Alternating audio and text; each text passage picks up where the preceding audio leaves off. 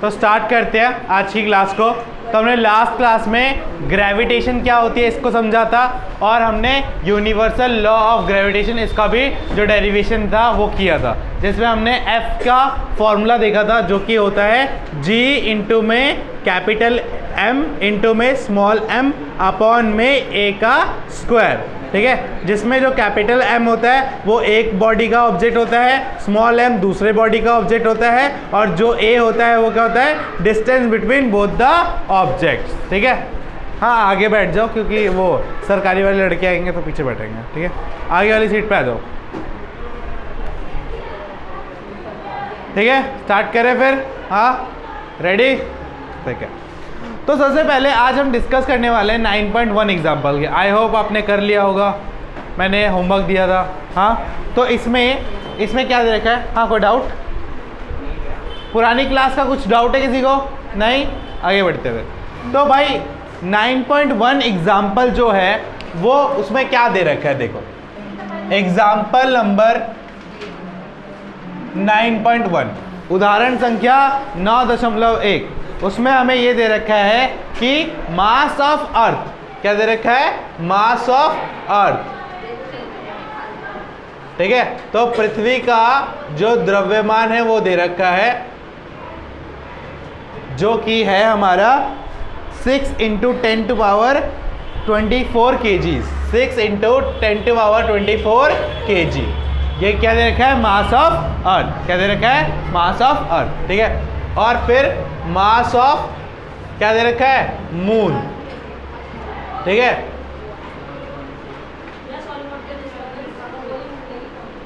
चांद का द्रव्यमान, चांद का द्रव्यमान वो दे रखा है हमें, वो कितना दे रखा है? वो दे रखा है हमें 7.4 इंटू 10⁻22। 7.4 into 10⁻22 kg। ठीक है, तो और इनके बीच का जो डिस्टेंस दे रखा है, डिस्टेंस बिटवीन देम, दोनों के बीच की दूरी, के बीच की दूरी जो दे रखी है वो दे रखी है तुम्हें 3 इंटू 8 4 इंटू में 10⁻5 किलोमीटर, मतलब 3,84,000 किलोमीटर। कितना? 3,84,000 किलोमीटर। इतना क्या है? डिस्टेंस है किसका? अर्थ का और मून का। ठीक है, तो चांद पे जाने में पता है कितने दिन लगते हैं? 3 दिन। ठीक है, और अभी चांद से रिलेटेड इंफॉर्मेशन बताता हूँ। हाँ, जैसे कि तुम्हें पता है इंडिया का जो चंद्रयान था वो कितने 1 महीना लगा था उसको जाने में। हाँ, अभी नासा क्या कर रहा है? उनका एक प्रोग्राम है आर्टेमिस नाम का। क्या, किस नाम का? आर्टेमिस। ठीक है, और तुम्हें जैसा कि पता होगा कि नासा ने पहले भी इंसानों को चांद पे भेजा था, उस प्रोग्राम का नाम था अपोलो। ठीक है, तो अपोलो की बहन जो है वो थी आर्टेमिस। दोनों क्या थे? मून के गॉडेस और गॉड और गॉडेस थी। ठीक है, दोनों भाई बहन थे, तो उसी के नाम पे उन्होंने अपने जो मिशन के नेम थे वो रखे थे। ठीक है, तो अभी जो चांद पे भेजने वाले हैं ना इंसानों को, वो आर्टेमिस प्रोग्राम के अंडर भेजने वाले हैं। 2025 में फिर से इंसान चांद पे जा रहे हैं, और इस बार चांद पे सिर्फ जाएंगे नहीं, वहाँ पे बेस भी बनाएंगे, और फिर वहाँ से वो प्रिपेयर कर रहे हैं कि वो मार्स पे जाए, इंसानों को मार्स पे भेजा जाए। तो पहले तो चांद पे बेस बनाएंगे, फिर वहाँ से वहाँ जाएंगे। ठीक है, तो अब वापस क्वेश्चन पे आते हैं, धरती पे आते हैं और क्वेश्चन करते हैं। हाँ, तो इसमें हमें क्या बोला है कि हमें फोर्स निकालना है। क्या निकालना है? फोर्स। और फोर्स का फॉर्मूला हमने कल ही ड्राइव करा था, किससे? यूनिवर्सल लॉ ऑफ, किससे? यूनिवर्सल लॉ ऑफ ग्रेविटेशन से, सार्वभौमिक नियम किसका? गुरुत्वाकर्षण से। ठीक है, तो क्या था वो? G, ठीक है, M इंटू में M अपॉन में A स्क्वायर बोल लो, D स्क्वायर बोल लो, R स्क्वायर बोल लो, कुछ भी बोल लो, है ये क्या? डिस्टेंस। अब यहाँ पे तुम बोलोगे भैया ये G क्या है? तो G की फॉर्मूला दे रखा है 6 इंटू 67 इंटू 10 टू पावर कितना है? 10 टू पावर -11। यहाँ पे 6 7 नहीं ले रखा है, यहाँ पे 7 ले रखा है। 6.7 into 10 to power -11 newton metre square kg square. ठीक है, newton metre square kg square. अब कैपिटल M, स्मॉल m, ये A और ये G, सारी वैल्यू दे रखी है, F निकल आएगा, पुट कर दो। तो F इजिकल्स टू क्या आ जाएगा हमारा 6.7 into 10 to power -11 into M क्या है 6 into 10 to power 24 into small m क्या है 7.4 इंटू 10 टू पावर 22 अपॉन में a स्क्वायर क्या है, a है 3.84 इंटू 10 टू पावर 5 का होल स्क्वायर। ठीक है, अब इस क्वेश्चन को मैंने दिया क्या था, आसान तो था ही। ठीक है, तो देने का पर्पस क्या था? देने का पर्पस था कि अगर आपके सामने कभी इतनी बड़ी कैलकुलेशन आ जाए, हाँ, तो क्या करोगे। ठीक है, इस कैलकुलेशन को इजीली सॉल्व करने के लिए मैंने ये क्वेश्चन दिया था। ठीक है, तो सबसे पहले आपको क्या करना है, आपको जो नंबर्स है ना ये भूल जाने हैं, बस आपको 10 की पावर देखनी है। क्या देखनी है? 10 की पावर। और हमने कुछ फॉर्मूले पढ़े थे, अगर याद हो तो a to the power m a to the power n इसे कैसे कहा था, a to the power m plus n, और a to the power m divided by a to the power n क्या रहेगा, a to the power m minus n। ये formula पड़ेगा, इनको इनमें अप्लाई करना है, क्योंकि सब कुछ मल्टीप्लाई में है तो तुम अलग अलग करके लिख सकते हो। ठीक है, तो क्या करना है देखो ध्यान से, f है, हाँ f है, तो क्या हो जाएगा 6.7, ठीक है, इंटू में 6 इंटू में 7.4, इनको अलग कर लिया, और नीचे से क्या अलग कर लिया 3.84 का होल स्क्वायर, इसको अलग कर लिया। ठीक है, अब क्या बच गया हमारा, अब बच गया हमारा, इसको अलग से लिख दो 10 की पावर -11 इंटू में 10 की पावर 24 इंटू में 10 टू पावर 22 अपॉन में 10 की पावर 5 है। ठीक है, 10 की पावर 5 है, फिर उसका होल स्क्वायर है, तो क्या हो जाएगा, अगर a की पावर m है और उसका होल पावर n है तो क्या रहेगा a की पावर m इंटू n। तो अगर 10 की पावर 5 है और उसका फिर होल पावर है तो क्या रहेगा 10 की पावर, क्या रहेगा 10 की पावर 10, कितना रहेगा 10 की पावर 10। ठीक है, तो अब अभी इसको अलग रख लो 6.7 इंटू 6 इंटू 7.4, ठीक है, अपॉन 3.84 इंटू में 3.84 करके, हाँ, इंटू में, अब देखो ये और ये मल्टीप्लाई हो रहा है तो पावर क्या हो जाएगी प्लस, पावर क्या हो जाएगी प्लस। तो मैं ऐसे लिख सकता हूँ 10 की पावर -11 प्लस 24 प्लस 22 अपॉन में 10 की पावर कितना 10। ठीक है, तो ये पावर सॉल्व करवा रहा हूँ, एक साइड क्या करवा रहा हूँ, पावर सॉल्व करवा रहा हूँ। ठीक है, फिर यहाँ पे कर रहा हूँ क्योंकि साइड से दिखेगा नहीं, तो f इजिकल्स टू कितना रहेगा 6.7 इंटू में 6 इंटू में 7.4 अपॉन में 3.84 इंटू में 3.84। ठीक है, 3.84 इंटू 3.84। तो अब यहाँ पे देखो -11 प्लस 24 प्लस 22, ये तो प्लस हो जाएगा, इससे माइनस हो जाएगा, तो इसको इससे माइनस कर दो, कितना रहेगा 11, और 11 प्लस 24 कितना रहेगा 35। तो 10 की पावर कितना आएगा 35 अपॉन 10 की पावर कितना आएगा 10। अब ये वाला फॉर्मूला बन गया, ये वाला फॉर्मूला बन गया। तो अब f इजिकल्स टू कितना रहेगा 6.7 इंटू में 6 इंटू में 7.4 अपॉन में 3.84 इंटू में 3.84 इंटू में ये क्या रहेगा 10 की पावर 25। किसी को डाउट कि यहाँ पे 10 की पावर 25 कैसे हुआ, क्या हुआ 35 में से 10 क्या हो गया माइनस हो गया, और क्या बचा, लिख देता हूँ तुम्हारे लिए, क्या रहेगा 35 माइनस 10। तो f इजिकल्स टू कितना आएगा, f इजिकल्स टू क्या आएगा 6.7 इंटू 6 इंटू 10 7.4 इंटू में 3.84 इंटू में 3.84 इंटू में 10 की पावर 25। अब देखो मैंने 10 की पावर सॉल्व करने के लिए इतने स्टेप ले लिए, ठीक है, बट अगर तुम्हें इन फॉर्मूले में पकड़ होगी तो तुम डायरेक्टली कर दोगे। ठीक है, तुम्हें इतने स्टेप करने की ज़रूरत नहीं है, मैं एक स्टेप में बता देता कि 10 की पावर 25 बचेगा लास्ट में। ठीक है, बट तुम्हें आता नहीं है इसलिए मैंने यहाँ पे पूरा सॉल्व करके दिखाया। बाकी इसको सॉल्व तो कर ही लोगे, मल्टीप्लाई करके कर लोगे ना, हाँ। तो लास्ट में आंसर कितना आ रहा है, f इजिकल्स टू तुम्हारा, f इजिकल्स टू आ रहा है 2.02, f इजिकल्स टू क्या है 2.02 इंटू में 10 टू पावर 20 न्यूटन। अब बोलो भैया आपका तो 25 आ रहा है, आंसर में तो 20 आ रहा है, तो यहाँ पे जब हम किसको कट पिट कर रहे होंगे तो क्या हो गया, हमारा कुछ पावर उधर भी शिफ्ट हो गया होगा। ठीक है, आंसर क्या है 0.00 में आ रहा होगा, इसीलिए क्या हो गया इधर उधर हो गया। बात समझ में आ गई? तो ये हो गया हमारा क्वेश्चन सॉल्व। ठीक है,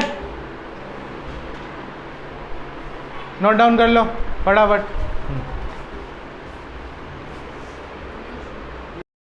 हाँ, तो ये हो गया हमारा 9.1 एग्जाम्पल। अब बात करते हैं इम्पोर्टेंस ऑफ ग्रेविटेशन। कि ग्रेविटेशन की ज़रूरत क्यों है। ठीक है, तो सबसे पहली जो ज़रूरत है ग्रेविटेशन की क्या है, वो हमें और इस अर्थ के एटमॉस्फेयर को क्या करता है, पकड़ के रखता है, जिससे कि हम हवा में उड़ नहीं जाते और जो हमारा एटमॉस्फेयर है वो हमारे ऊपर से जाता नहीं है। क्योंकि अगर एटमॉस्फेयर गया तो उसके बाद ऑक्सीजन भी जाएगी, और अगर ऑक्सीजन गई तो हम भी चले जाएंगे। ठीक है, तो सबसे इंपॉर्टेंट काम क्या करती है, वो हमें और हमारे एटमॉस्फेयर को दोनों को क्या करती है, पकड़ के रखती है। ठीक है, तो सबसे पहला इंपॉर्टेंस ही है। ठीक है, तो आपको इंपॉर्टेंस वाला करना कहाँ से है, ये देख लीजिए। देखो जो ये आपका 9.1.2 है, यहाँ पे दे रखा है importance of gravitational law of gravitation. ठीक है, यूनिवर्सल लॉ ऑफ ग्रेविटेशन, इसका इंपॉर्टेंस क्या है। ठीक है, ये वाला बुक में ये 4 पॉइंट दे रखे हैं, इन चारों पॉइंट को लिख दो, मैं समझा देता हूँ। ठीक है, तो सबसे पहला पॉइंट क्या बोलता है, लिखते रहो और सुनते रहो। ठीक है, कान खुले हाँ और हाथ चालू।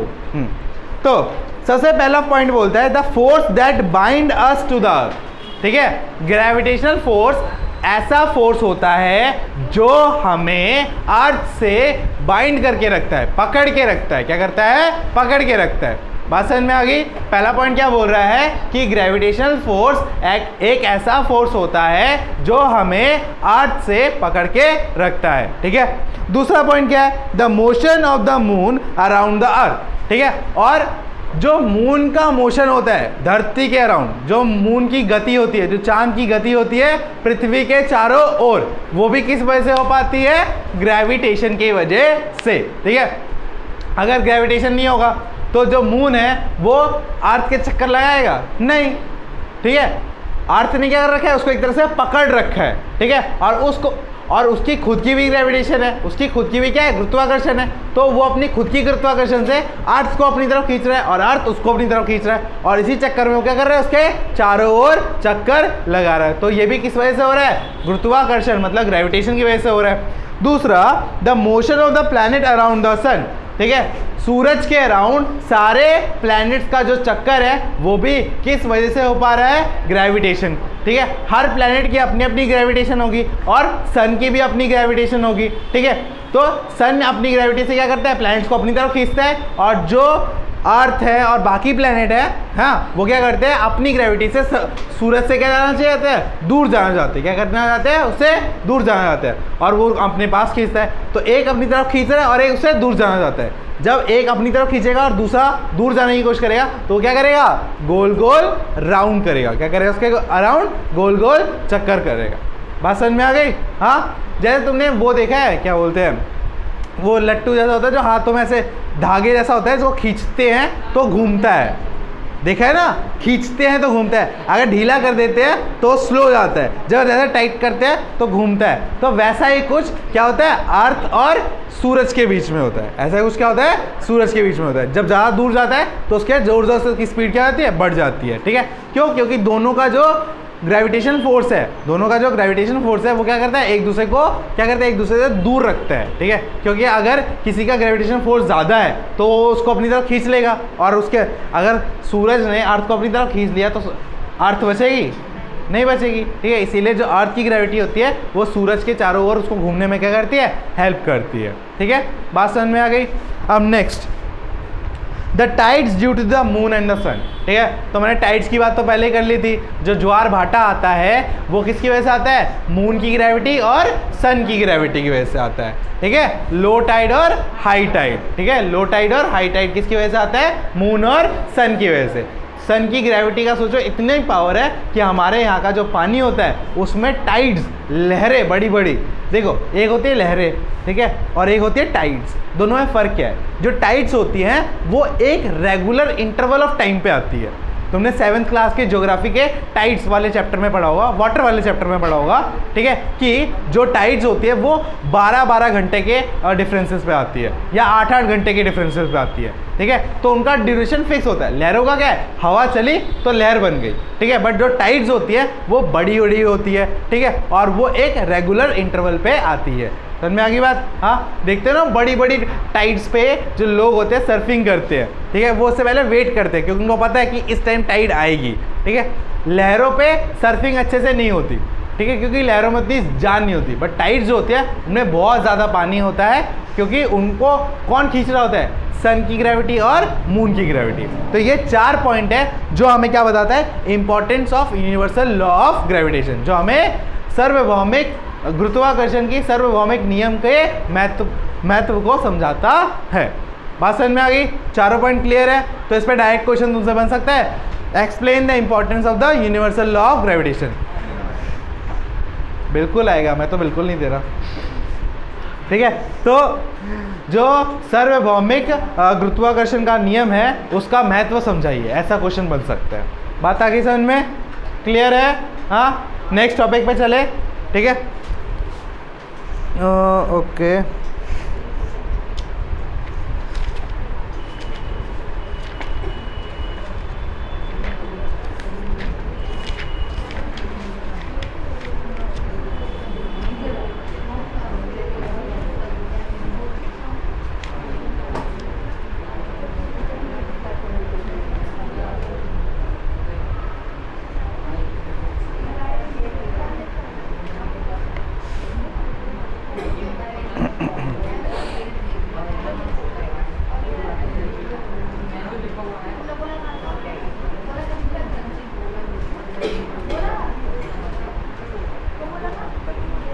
हाँ भाई, नेक्स्ट टॉपिक है फ्री फॉल।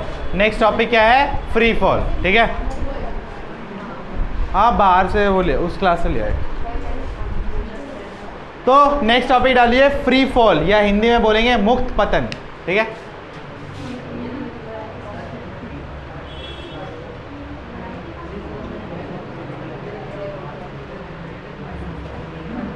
मुक्त पतन। ठीक है,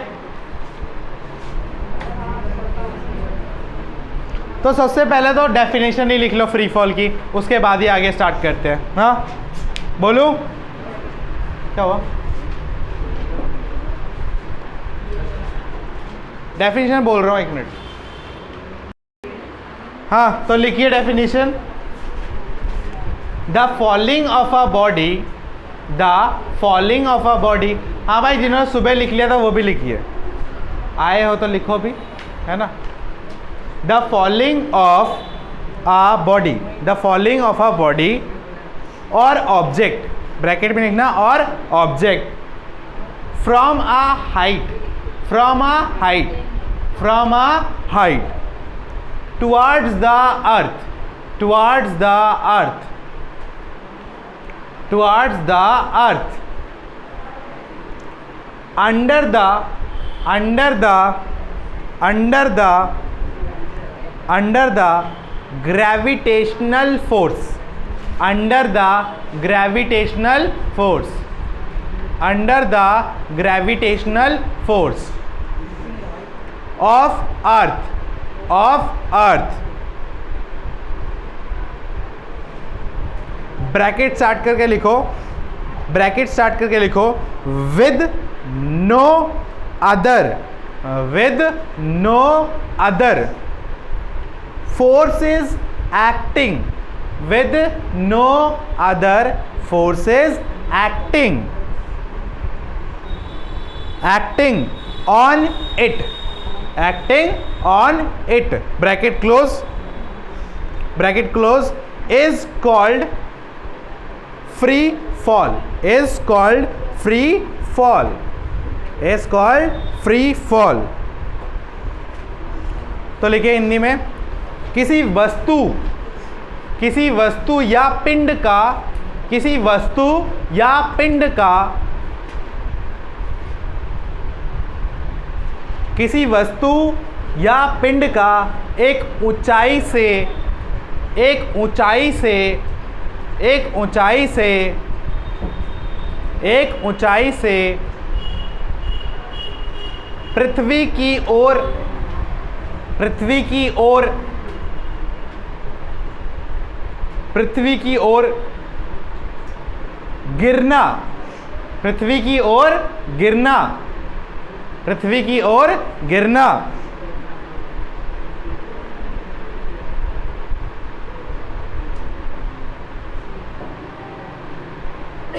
गुरुत्वीय बल के प्रभाव में, गुरुत्वीय बल के प्रभाव में, गुरुत्वीय बल के प्रभाव में। ब्रैकेट स्टार्ट करके लिखो, ब्रैकेट स्टार्ट करके लिखो, जब उस पर कोई और बल ना लग रहा हो, जब उस पर कोई अन्य बल नहीं लग रहा हो, ब्रैकेट बंद, उसे मुक्त पतन कहा जाता है, उसे मुक्त पतन कहा जाता है।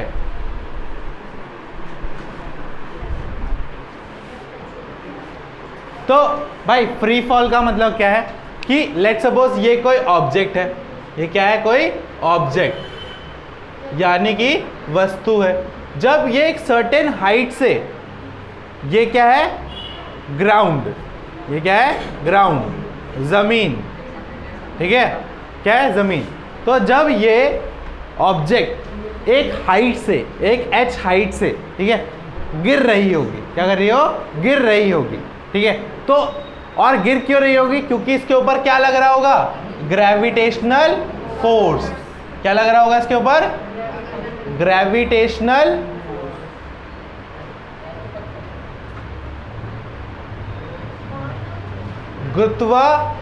गुरुत्वीय बल, क्या लग रहा होगा, गुरुत्वीय बल, ठीक है, या गुरुत्वाकर्षण बल, गुरुत्वाकर्षण बल इस पे लग रहा होगा। और मैंने ब्रैकेट में एक बहुत इंपॉर्टेंट बात लिखवाई थी कि इस पे और कोई बल उस टाइम नहीं लगेगा, ना तो इस पे हवा का बल लगेगा, ना तो इस पे कोई सी भी अन्य तरह का इस पे बल लगेगा जब ये गिर रहा होगा। इस पे सिर्फ और सिर्फ कौन सा बल लगेगा, ग्रेविटेशनल फोर्स या गुरुत्वाकर्षण का बल। तब इस वाली कंडीशन को क्या बोला जाएगा, फ्री फॉल कहा जाएगा। बात समझ में आ गई, क्या कहा जाएगा, फ्री फॉल। आ गई बात समझ में, हाँ।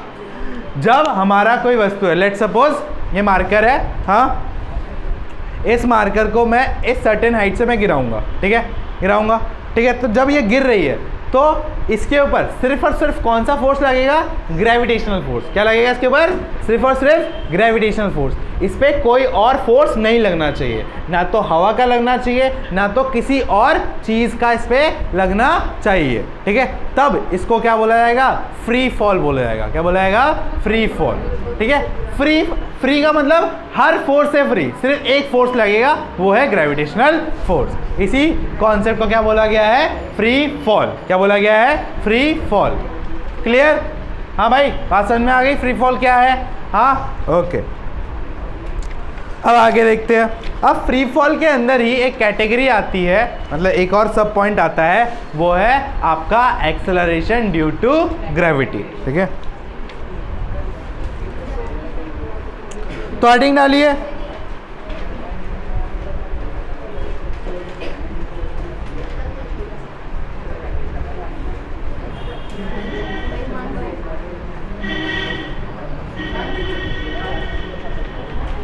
हाँ, हेडिंग डालिए, एक्सेलरेशन ड्यू टू ग्रेविटी। क्या हेडिंग डालोगे आप, नेक्स्ट इस पे acceleration due to gravity. Hindi वाली बुक दे दो यार मेरे को कोई।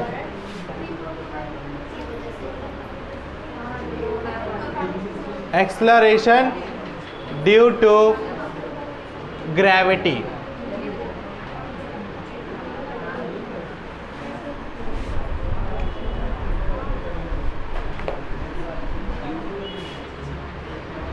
गुरुत्वाकर्षण के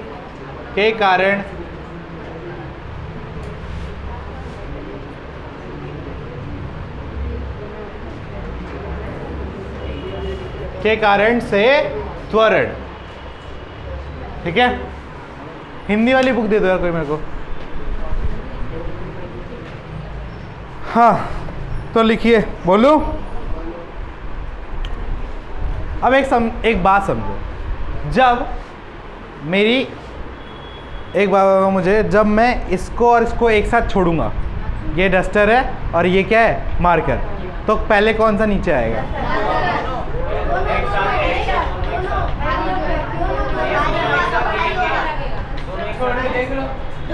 कौन कौन बोलता है कि मार्कर जल्दी आएगा? कौन कौन बोलता है डस्टर आएगा? ठीक है, तो भाई देखो, जब मैं इन दोनों को छोड़ूंगा तो ये सेम टाइम पे नीचे आएंगे, ठीक है, सेम टाइम पे नीचे आएंगे। हाँ, क्यों आएंगे? क्योंकि यहाँ पर इस रूम में दोनों के लिए सारी कंडीशन क्या है, बराबर। मास डिपेंड नहीं करती है कि किसकी स्पीड ज़्यादा होगी, ठीक है। वेलोसिटी मतलब जो मास है वो इस बात पे डिपेंड करती है कि किस पे। बट अगर कभी फोर्स ज़्यादा, मैं कहीं पे कोई और फोर्स लग रहा हो, ठीक है, तो वहाँ पे क्या हो सकता है, वेलोसिटी चेंज हो सकती है, ठीक है।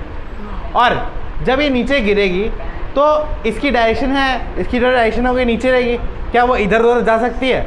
नहीं, डायरेक्शन चेंज होगी इसकी? नहीं।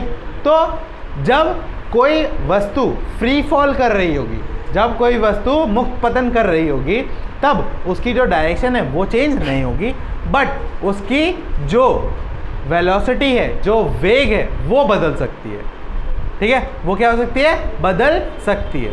बात समझ में आ गई? हाँ, मैं इसको जब फेंक रहा हूँ नीचे, ठीक है, तो जब इसको फेंका तब इसकी स्पीड कुछ और थी, नीचे आते आते इसकी क्या वेलोसिटी कम हो सकती है, ज़्यादा हो सकती है, ठीक है। डिपेंड ऑन करता है कि क्या होगी, ज़्यादा भी हो सकती है और कम भी हो सकती है, ठीक है। कम तो बहुत कम चांसेस में होगी, ज़्यादा ही होगी, ठीक है। तो जब इसकी वेलोसिटी में चेंज आएगा, और हमने क्या पढ़ा था सेकेंड लॉ ऑफ मोशन में, सेकेंड में नहीं, एक्सेलरेशन की डेफिनेशन में, कि change in velocity is called acceleration. तो इसकी भी वेलोसिटी में क्या आ रहा है, चेंज, तो ये क्या करेगा, क्या करेगा, एक्सेलरेशन। बात समझ में आ गई?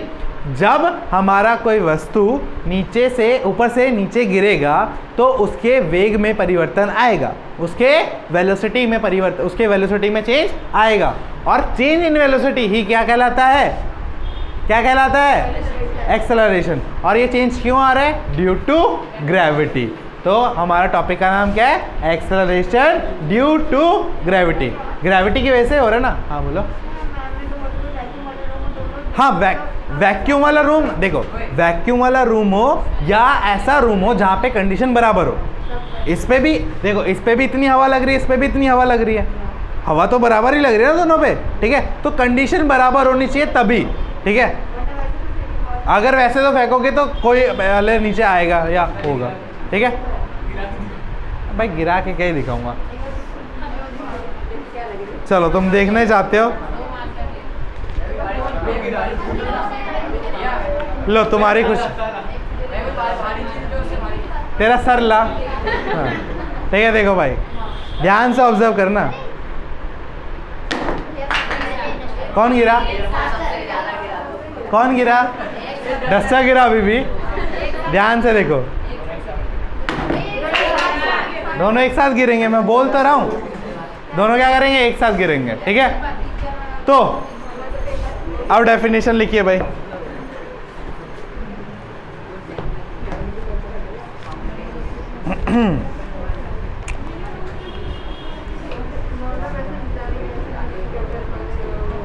लिखिए, the uniform acceleration, the uniform acceleration produced in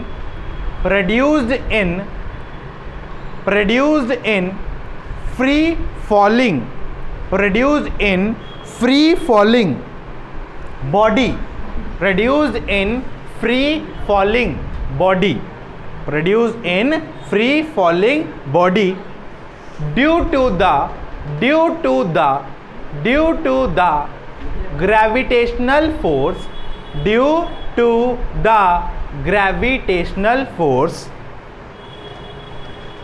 to the gravitational force of the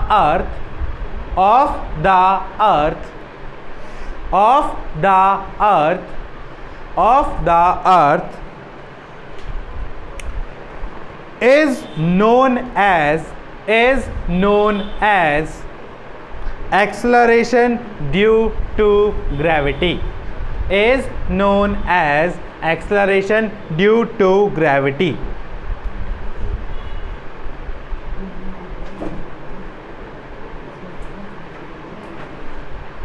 Hindi में लिखिए, मुक्त पतन करते हुए वस्तु में मुक्त पतन करते हुए वस्तु में मुक्त पतन करते हुए वस्तु में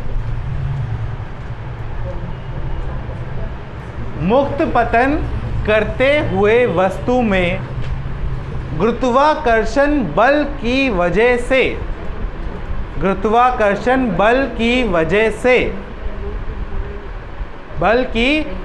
से त्वरण उत्पन्न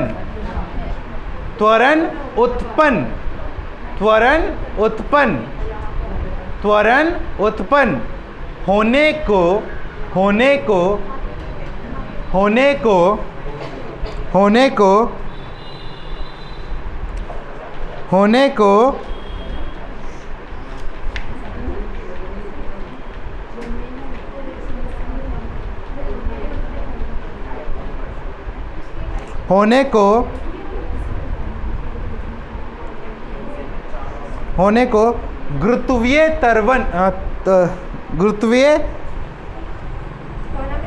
त्वरण कहते हैं। गुरुत्वीय त्वरण कहते हैं।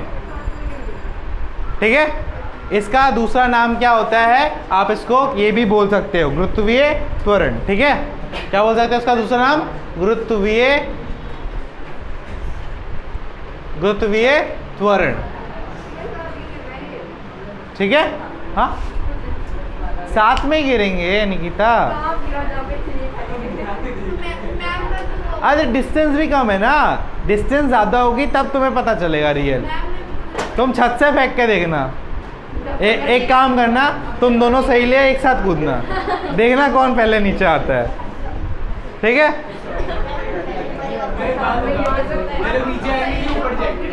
वो डिपेंड करता है हड्डियाँ कितनी मजबूत है।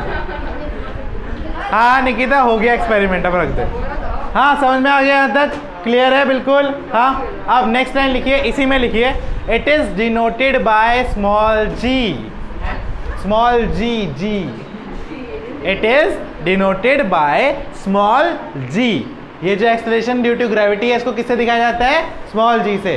इसको स्मॉल जी से दर्शाया जाता है। स्मॉल मत लिख देना, स्मॉल मतलब छोटा। ठीक है,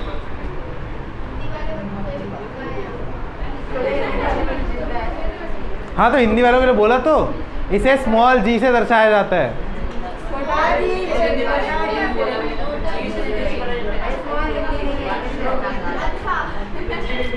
बड़ी बेवकूफ लड़की है, क्या ही बोलूँ मैं।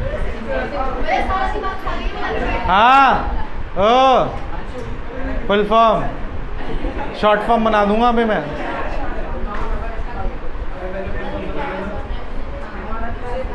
तो भाई अब थोड़ी कैलकुलेशन कर लेते हैं स्मॉल जी की। वैसे स्मॉल जी, ध्यान से सुनो, स्मॉल जी की जो वैल्यू होती है, कोई बताना चाहेगा कितनी होती है?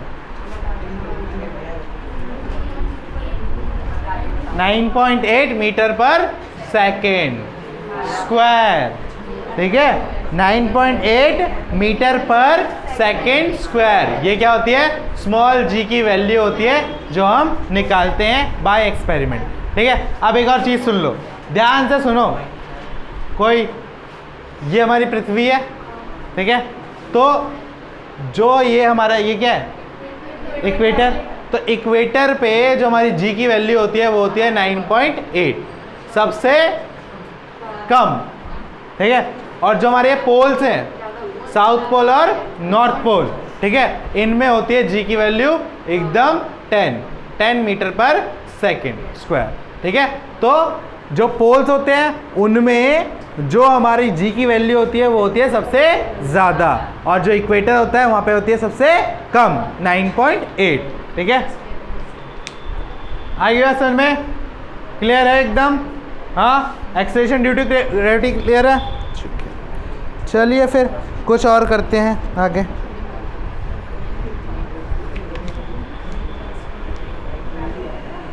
यार नई वाली बुक है किसी के पास? कुछ टॉपिक नहीं, हिंदी में न्यू वाली बुक, हिंदी में न्यू वाली बुक थे है, क्योंकि कुछ टॉपिक कट गया ना। ये पुरानी लग रही है,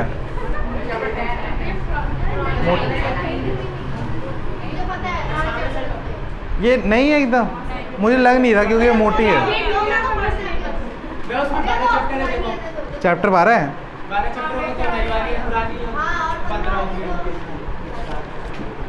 चलो देख लेते हैं। 15 है इसमें, ले हाँ किसी वजह से है 12 चैप्टर वाली। हाँ ठीक है चुप रहो।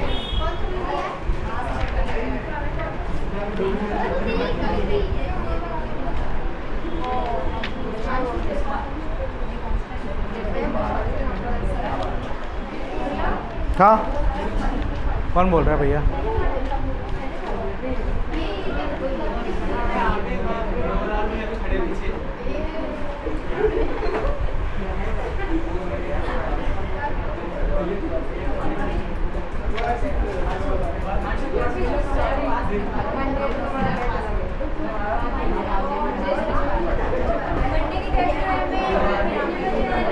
हाँ 5 बजे। हाँ बस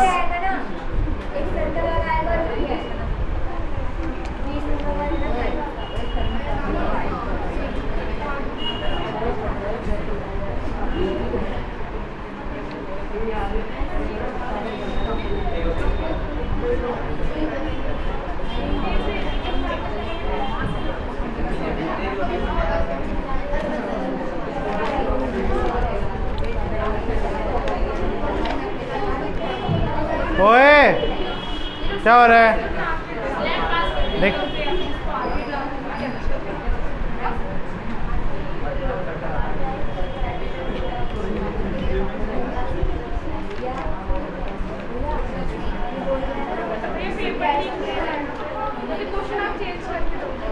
वो मैं कर लूँगा, डोंट वरी।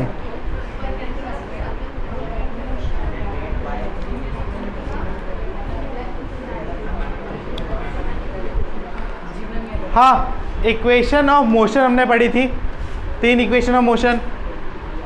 अभी तो बड़े चप्पा कर रहे थे। हाँ भाई पूछ लेते एक बार ज़रा। कृष्णा खड़ा हो ना। गति के समीकरण बताइए, पहला क्या था? वेरी गुड, खड़ा रहा, मैं पूछ लूँगा ना। हाँ तू खड़ा हो जा, नेक्स्ट तू ही खड़ा हो जा। नहीं, इक्वेशन ऑफ मोशन।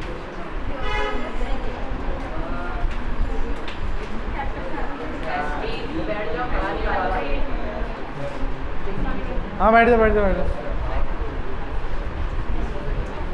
हाँ शिल्पी क्या होता है बताइए।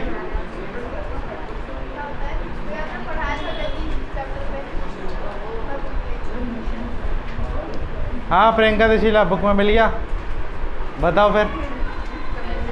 नहीं पता?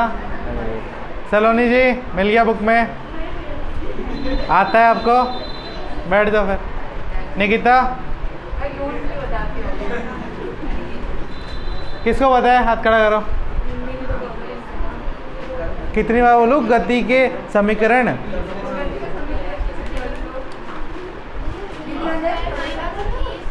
वही है। हाँ भाई लिखो। वाह अब बड़ी जल्दी याद आ गया।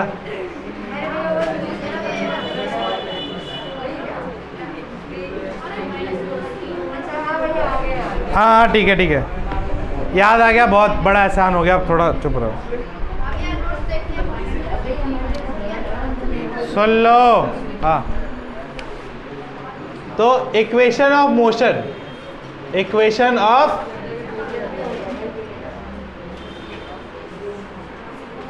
हाँ भाई ये चपड़ कौन कर रहा है? मैंने बोला ना बोर्ड की तरफ मुड़ जाओ, उसके बाद किसी चपड़ आएगी तो मैं बताऊंगा उसको। इक्वेशन ऑफ मोशन, गति के समीकरण। ठीक है भाई, पहला ये होता था v equals to u plus a t, second होता था s equals to u t plus half a t square, तीसरा होता था v square minus u square equals to 2as। ठीक है, तो अब हम क्या करेंगे, ये जो हमारी इक्वेशन ऑफ मोशन है ये चेंज हो जाएंगी जब हमारी जो है कोई बॉडी फ्री फॉल कर रही होगी। ठीक है, ये नॉर्मली है, किसी भी ऑब्जेक्ट के लिए लग सकती है, बट अगर कोई ऑब्जेक्ट मान लो फ्री फॉल कर रहा हो, क्या कर रहा हो, फ्री फॉल मतलब ऊपर से नीचे गिर रहा हो, उस पर और कोई फोर्स ना लग रहा हो। ठीक है, तो फ्री फॉल की कंडीशन में ये इक्वेशन क्या हो जाती है, चेंज हो जाती है। ठीक है, equation of motion during free fall, ठीक है, मुक्त पतन के टाइम, ठीक है, मुक्त पतन के टाइम। ठीक है, क्या हो जाएगा, पहला देखो, पहला है v equals to u plus, जहां पर इक्वेशन में a है उन सब की जगह पे क्या ले लेगा, g, क्या ले लेगा, g, वो भी कौन सा, स्मॉल या कैपिटल, स्मॉल, क्योंकि ये क्या रहेगा जी टी स्क्वायर। सेकेंड क्या रहेगा, s equals to u t plus half g t square. Third v square minus u square equals to 2gs। हाँ, जी टी स्क्वायर, हाँ अच्छा ये जी टी होगा। ठीक है, तो जब एक वस्तु नॉर्मली गति करेगी तब तो ये लगेंगे, बट जब वो फ्री फॉल करेगा तब ये इक्वेशन लगेगी। आई बात समझ में? और क्या चेंज है, बस एक इसमें बदल जाएगा जी में, एक इसमें बदल जाएगा जी में। ठीक है, क्लियर इतना? हाँ ठीक है, तो अब कुछ वो कर लेते हैं। हाँ, अब तीन फॉर्मूले मिल ही गए हमें, तो कुछ इन पे बेस क्या करते हैं, न्यूमेरिकल्स। ठीक है, तो न्यूमेरिकल नंबर 9.2 नई बुक में और पुरानी बुक में 10.2।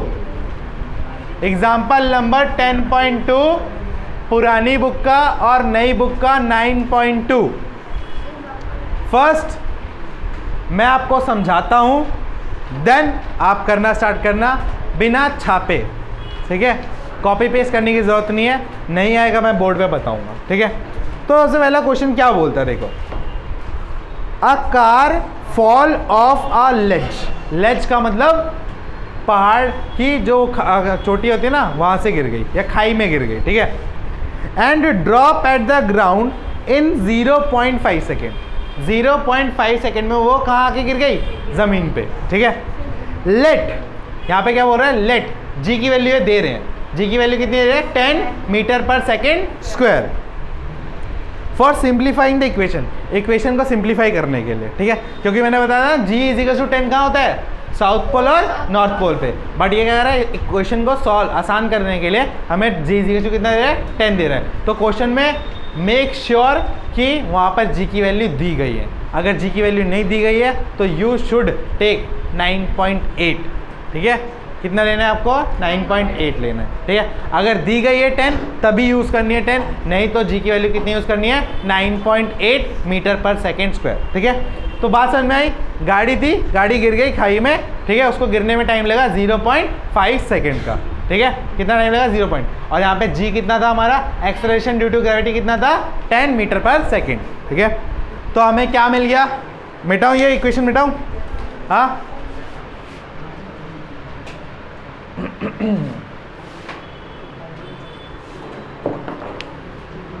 एग्जाम्पल नंबर 9.2 और पुरानी बुक में 10.2। ठीक है, सबसे पहले क्या बोल रहा है, गाड़ी है, हाँ, गाड़ी टी मतलब 0.5 सेकेंड में गिर गई, और 0.5 सेकेंड को ऐसे 1/2 सेकेंड भी लिख सकता हूँ, हाफ सेकेंड ऐसे भी लिख सकते हैं, कोई दिक्कत, लिख सकते हैं ना। हाँ ठीक है, अब इसने क्या बोला, जो जी है वो कितना लेना हमें, 10 मीटर पर सेकेंड, तो टी दे दिया, जी दे दिया। ठीक है, अब पहला पार्ट पढ़ते हैं। पहला पार्ट क्या बोल रहा है, ध्यान से देखो कि what is the speed on striking the ground. ठीक है, अब ध्यान से बात सुनो, तो क्या पूछ रहा है? स्पीड पूछ रहा है। क्या पूछ रहा है? स्पीड, मतलब वेलोसिटी ही पूछ रहा है। u और v क्या होते हैं? हमारे पास वेलोसिटी होती है। u क्या होता है? u क्या होता है? इनिशियल। v क्या होता है? फाइनल। अब मुझे बताओ, जब गाड़ी गिरेगी, जब वो नीचे गिरेगी, ठीक है, तो उस टाइम हम क्या देखेंगे? इनिशियल देखेंगे या फाइनल देखेंगे? गिरेगी, गिरते टाइम क्या होगा? फाइनल होगा, क्योंकि इनिशियल से तो चल रही होगी वो, ठीक है। इनिशियल से क्या होगी? चल रही होगी या रुकी होगी, ठीक है। रुके रुके किसी ने धक्का मार दिया होता, वो गिर गई होगी। तो इनिशियल हम क्या मान लेते हैं? 0, है ना। पहाड़ की चोटी से गिरी है तो इनिशियल हम क्या मान लेते हैं? 0। और हमें फाइनल क्या निकालनी है? निकालनी है। तो देखो, ऐसी कौन सी इक्वेशन थी जिसमें u भी था, v भी था, g भी था और t भी था? कौन सी इक्वेशन थी? First equation. तो क्या लगाना है? v is to u plus gt only, ठीक है। तो बस अब यहाँ से क्या निकाल लेना है तुम्हें? v निकाल देना है। क्या करोगे? v इज टू, पहला पार्ट करवा रहा हूँ जहाँ पे आपका u 0 है और v आपको फाइंड करना है। निकालो भाई, पुट करके तो निकालना है, ईजी है, करो।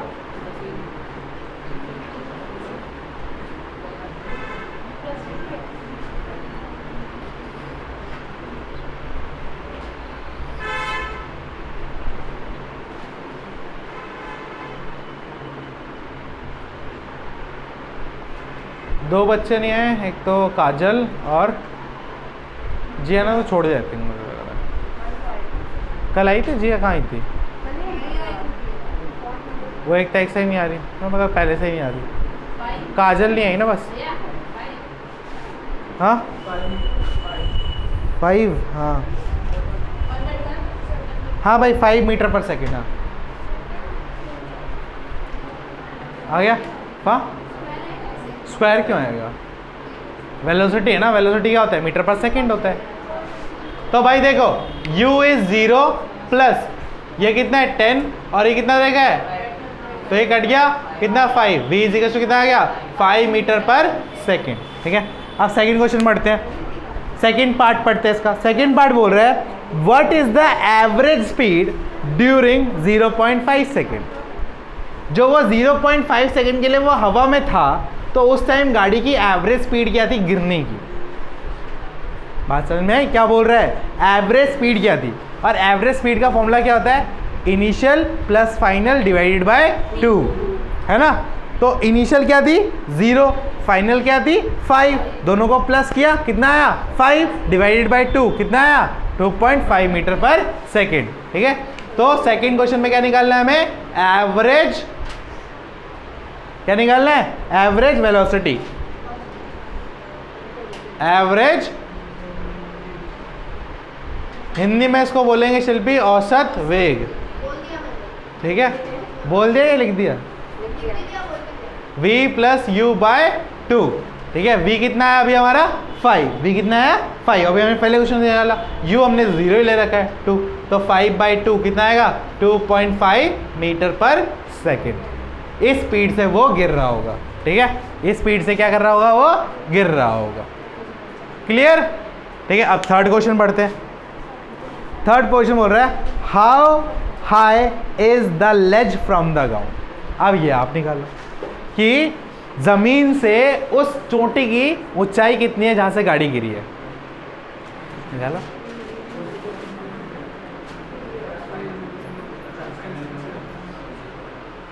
एक तरह से आपको क्या निकालना है? डिस्टेंस। और डिस्टेंस किस किस में आता है? सेकंड और थर्ड में। तो देखो कौन सा लगेगा? सेकंड लगेगा, थर्ड लगेगा?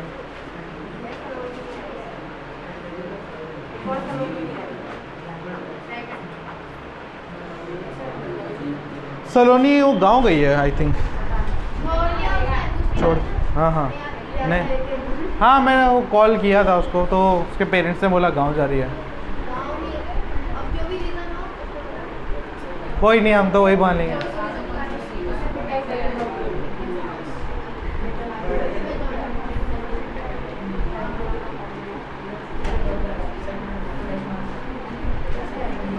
निकालो भाई। थर्ड क्वेश्चन, थर्ड क्वेश्चन को बोल अंदर खड़े होने।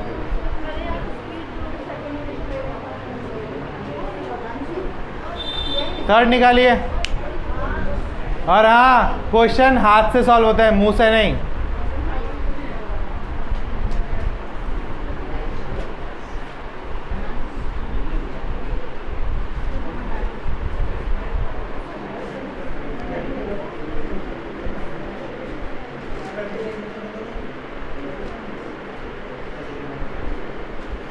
चलो हिंट देता हूँ, सेकंड इक्वेशन लगेगी।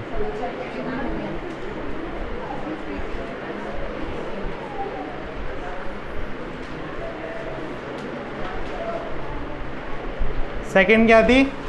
S is equals to ut plus half GT square, यही थी ना राहुल?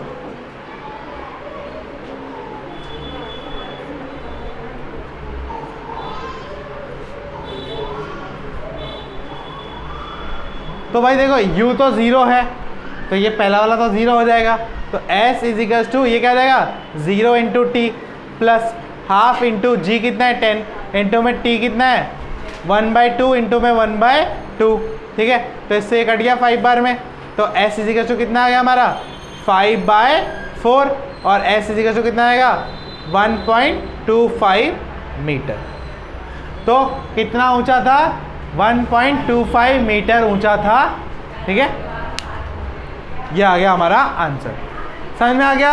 9.2 एग्जाम्पल, ठीक है। तो अब आपके लिए आज का होमवर्क जो है वो है 9.3 एग्जाम्पल, ठीक है, करके लेके आना, और पुरानी बुक का 10.3, ठीक है। और जहाँ तक पढ़ाया है वहाँ तक पढ़ के आना, और साथ में जो आगे के टॉपिक है जैसे वेट एंड मास, द्रव्यमान और भार, ये दोनों टॉपिक आप कल पढ़ के आइएगा, जब नेक्स्ट क्लास होगी पढ़ के आइएगा, ठीक है। और टेस्ट में जहाँ तक पढ़ा दिया वहीं तक आएगा, ठीक है, क्योंकि कल तो मैथ की क्लास है, ठीक है। तो और मंडे से हिंदी वाले 5 बजे आएंगे और जो इंग्लिश वाले वो 6 बजे आएंगे, ठीक है। बैचेज अलग कर दिए हैं, ठीक है। हाँ, कंपास स्केल, हाँ कल लेके आना बोला था ना कंपास स्केल, हाँ। नहीं कल मैथ सेम क्लास में होगा। बात समझ में आ गई? तो आज की तुम्हें सुबह आओ, हाँ 9 बजे बोला था। आया, एक मिनट, सुबह वाले बच्चे सारे बैठे हो? ओके, तो कल सुबह आपको 9 बजे आना है, ठीक है भाई। हाँ, कल सुबह आपको 9 बजे आना है, ठीक है। हाँ, टेस्ट के लिए भी 5 बजे आना है, ठीक है। स्टार्ट करते हैं, मंडे से स्टार्ट करते हैं, ठीक है। तो आज की क्लास यहीं पे ख़त्म।